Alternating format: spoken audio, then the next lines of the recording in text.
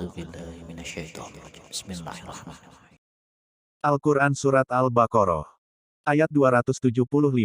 Tafsirnya, orang-orang yang memakan riba, artinya mengambilnya, riba itu ialah tambahan dalam muamalah dengan uang dan bahan makanan, baik mengenai banyaknya maupun mengenai waktunya, tidaklah bangkit dari kubur-kubur mereka seperti bangkitnya orang yang kemasukan setan disebabkan penyakit gila, yang menyerang mereka.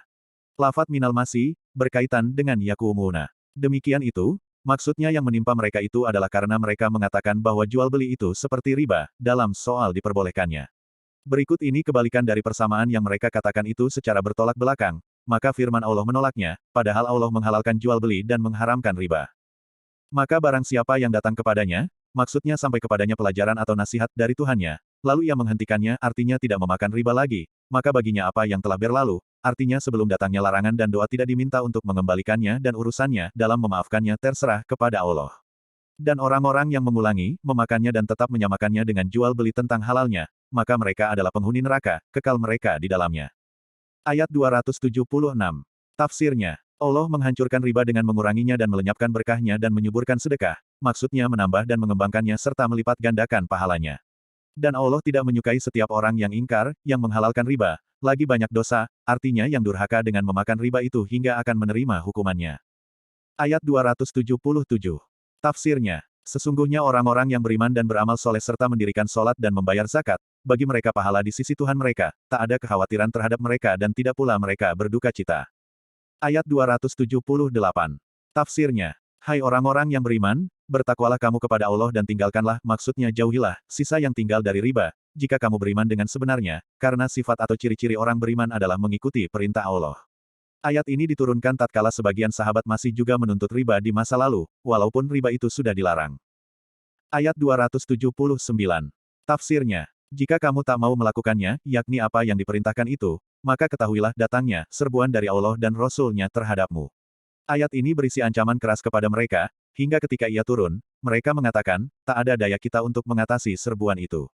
Dan jika kamu bertobat artinya menghentikannya, maka bagi kamu pokok atau modal hartamu, agar kamu tidak menganiaya dengan mengambil tambahan dan tidak pula teraniaya dengan menerima jumlah yang kurang. Ayat 280. Tafsirnya, dan jika dia, yakni orang yang berutang itu dalam kesulitan, maka hendaklah diberi tangguh, maksudnya hendaklah kamu undurkan pembayarannya sampai dia berkelapangan. Dibaca Maisaroh, atau Maisuroh.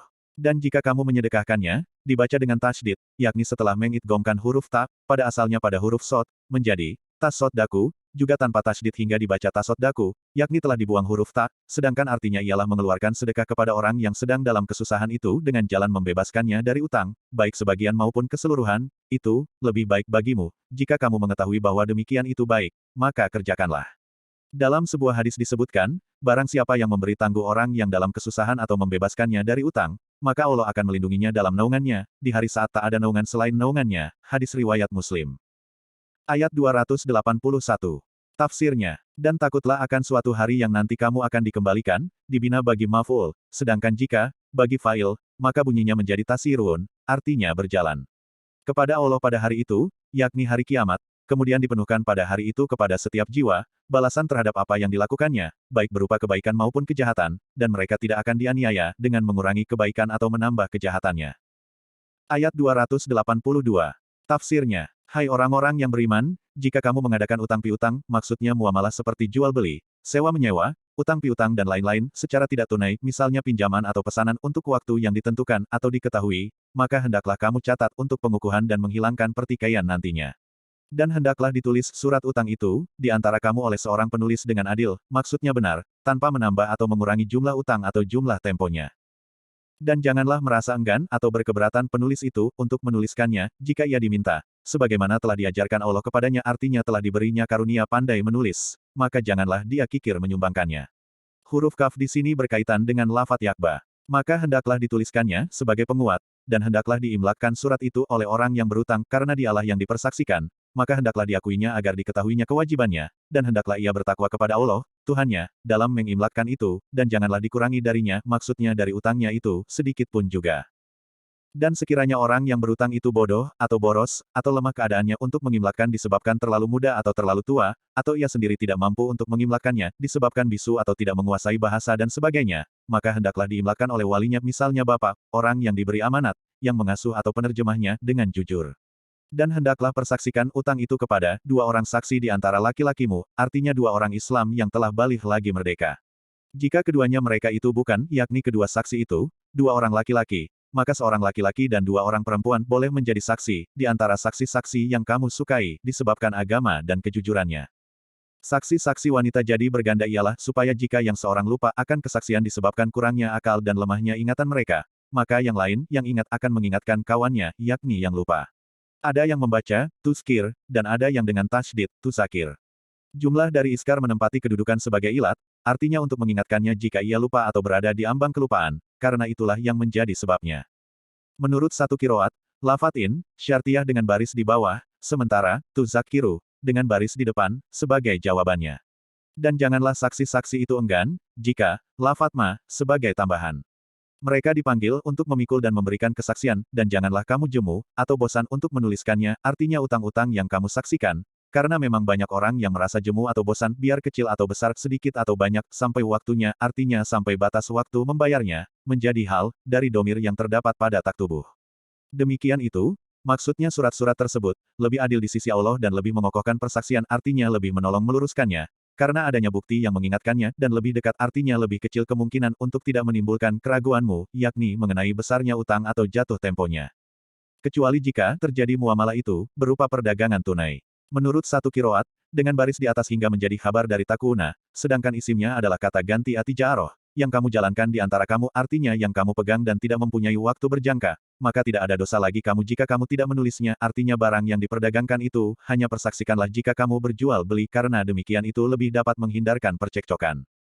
Maka soal ini dan yang sebelumnya merupakan soal sunnah dan janganlah penulis dan saksi, maksudnya yang punya utang dan yang berutang, menyulitkan atau mempersulit misalnya dengan mengubah surat tadi atau tak hendak menjadi saksi atau menuliskannya, begitu pula orang yang punya utang, tidak boleh membebani si penulis dengan hal-hal yang tidak patut untuk ditulis atau dipersaksikan.